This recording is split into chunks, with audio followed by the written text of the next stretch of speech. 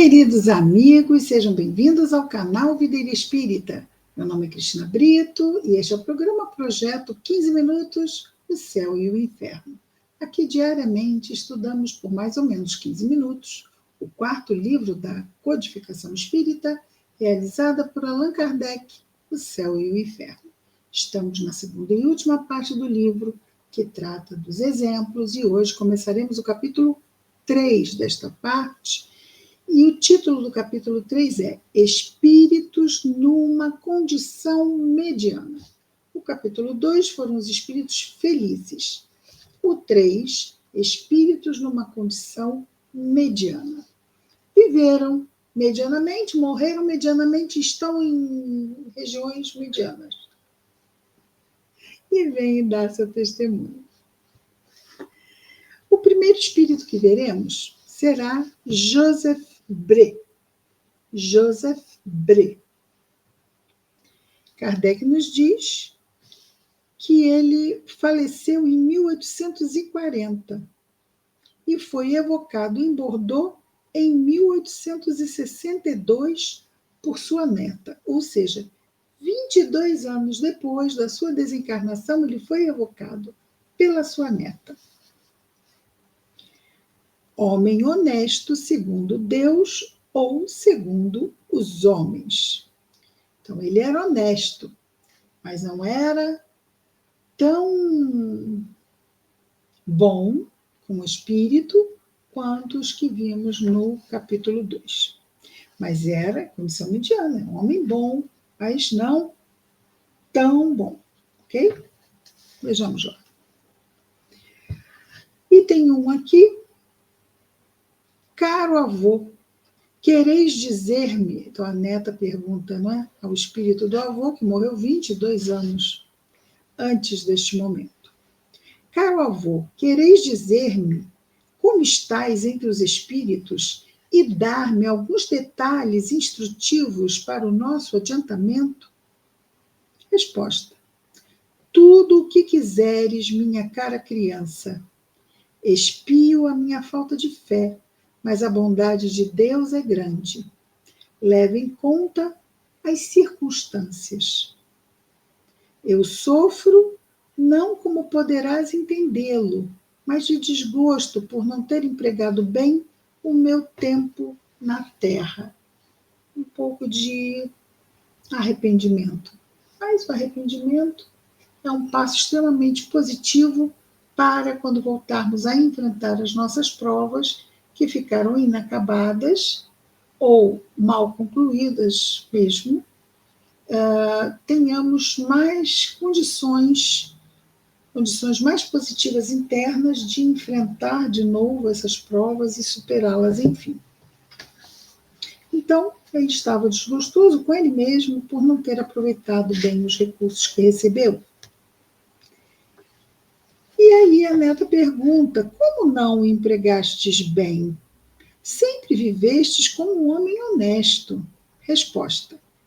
Sim, do ponto de vista dos homens, mas há um abismo entre o homem honesto diante dos homens e o homem honesto diante de Deus.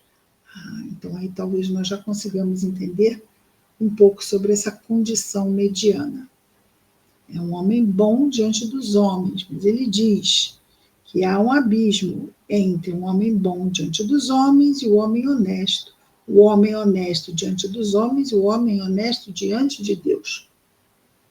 Queres instruir-te, querida criança? Vou tratar de fazer-te sentir a diferença dessas duas situações. Ele diz, entre vós, é considerado como homem honesto quando ele respeita as leis de seu país. Respeito elástico para muitos. Sabemos, não é? Quando não faz mal ao seu próximo, tomando-lhe ostensivamente o seu bem. Ok. Pode não fazer isto, mas não quer dizer que faça outras coisas. Daí ele diz, é um respeito elástico. Por vezes.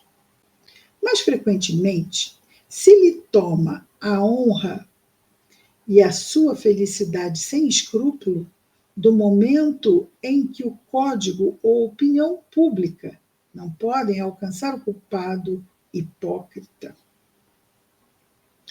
Culpado hipócrita. Ou seja, ele não faz nada materialmente falando, não rouba uma propriedade, um bem material, mas, é o que ele diz aqui, toma a sua honra, a sua felicidade sem escrúpulo, do momento em que o código ou opinião pública não podem alcançar o culpado hipócrita. Aqui lembramos, inclusive, de um caso que André Luiz conta no livro Nosso Lar, psicografia de Chico Xavier, Espírito André Luiz, em que ele conta sobre uma mulher que está internada no Hospital da Espiritualidade e ela não enxergava, e ele a reconhece, ela havia trabalhado na casa do pai de André Luiz, e ele havia desvirtuado aquela jovem, quando era jovem na casa, não é? E depois, como naquele tempo, muitas vezes isso acontecia e dava mesmo em nada, vejamos, a lei dos homens, ela nunca denunciou, nunca ninguém soube, mas estava aí. Não foi honesto diante de Deus, não é? Roubando a honra e a condição de felicidade do próximo. E continua, então, Joseph Bré, espírito. Quando se pôde fazer gravar sobre a sua pedra tumular as lenga-lengas de virtudes que são louvadas, crendo-se haver pago a sua dívida à humanidade, que erro. Lenga-lengas, ou seja, estão lá coisas gravadas que não dizem realmente sobre a moral daquele espírito, não é? Da pessoa que desencarnou, que está lá marcada na sua lápide do cemitério. Que erro, diz ele. Não basta, para ser honesto diante de Deus, não ter infringido a lei dos homens. É necessário, antes de tudo, não ter transgredido as leis divinas. O homem honesto diante de Deus é aquele que, cheio de devotamento e de amor, consagra sua vida ao bem, ao progresso de seus semelhantes, aquele que, animado de um zelo aurido no objetivo, é ativo na vida. É ativo com esse objetivo de fazer o bem, de cumprir as leis de Deus o melhor possível a cada dia. Ativo para cumprir a tarefa material que lhe foi imposta, porque deve ensinar aos seus irmãos o amor ao trabalho. Ativo nas boas obras, porque não deve esquecer que é apenas um servidor ao qual o Senhor pedirá contas um dia do emprego de seu tempo. Ativo no objetivo, porque deve pregar pelo exemplo o amor ao Senhor e ao próximo. Ou seja, não apenas nas palavras, mas pregar através do exemplo. O homem honesto diante de Deus deve evitar com cuidado essas palavras mordazes, veneno escondido sob flores que destroem as reputações e frequentemente matam o homem moral, cobrindo-o de ridículo. Moral. Muitas vezes não é percebido aqui. Aqui pode ser tido na conta de nobre criatura, mas não o ser. Mas na espiritualidade, ninguém parece.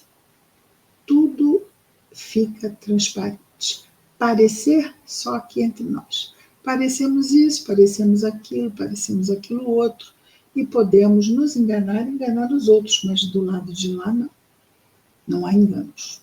Tudo é muito transparente.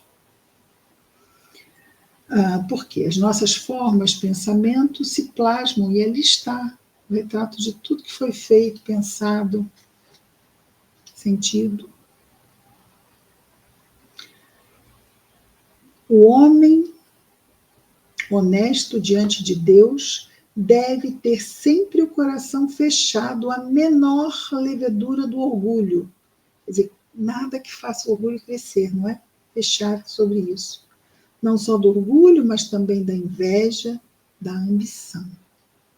Deve ser paciente e doce para com aqueles que o atacam. Ui, difícil, né? Paciente e doce para com aqueles que o atacam. Deve perdoar do fundo do seu coração, sem esforços. Ainda bem que estamos no caminho do progresso, né? Sem esforços. Se conseguimos, é com muito esforço, muitas vezes. Falo isso por mim, não pelos amigos, é claro. E, sobretudo, sem ostentação a quem quer que o haja ofendido. Deve amar o seu Criador com todas as... Deve amar o seu Criador em todas as criaturas do Criador. Enfim, deve pôr em prática este resumo tão conciso e tão grande dos deveres do homem: amar a Deus sobre todas as coisas e ao próximo como a si mesmo. De Jesus, que essa máxima resume toda a lei e os profetas. Amar a Deus sobre todas as coisas e ao próximo como a si mesmo. E ainda diz o senhor Joseph Bré: eis, querida criança, com pouca diferença, o que deve ser o homem honesto diante de Deus. Pouca diferença? Muita diferença. Pois bem, eu fiz tudo isso? Não. Faltei a muitas dessas condições. Eu o confesso aqui sem corar, né? Sem ficar envergonhado. Não tive uma atividade que o homem deve ter. O esquecimento do Senhor me afastou a outro... Perdão. O esquecimento do Senhor me arrastou a outros esquecimentos que, por não serem passíveis das leis humanas, não são menos prevaricações às leis de Deus. É termos um encargo e o desdenharmos, o ignorarmos, sermos indiferentes a ele, a esses encargos. Sofri bastante com isso quando senti. Eis porque espero hoje, mas com a consoladora esperança na bondade de Deus, que vê o meu arrependimento. Lembra que eu falei? Arrependimento? Que vê o meu arrependimento. Conta-lhes, criança. Repete àqueles que têm a consciência pesada, que cubram as suas faltas à força de boas obras, e a misericórdia divina se deterá na superfície. Vai contabilizar todos os esforços. Então, ele está pedindo que ela avise aos outros irmãos de humanidade que não se distraiam da honestidade que devemos ter diante de Deus, não é? E aí ele fala, não é? Vou repetir aqui. Conta-lhes, cara criança, repete àqueles que têm a consciência pesada, que cubram as suas faltas à força de boas obras, e a misericórdia divina se deterá na superfície. Seus olhos paternais, os olhos paternais de Deus, contarão as expiações, e a sua mão poderosa apagará as faltas. Diz Pedro, não é? O amor cobre a multidão de pecados. Muito bem. Terminamos, então, aqui o primeiro espírito de condição mediana do capítulo 3. Amanhã voltamos. Projeto 15 minutos, o céu e o inferno. Até lá. Muita paz a todos.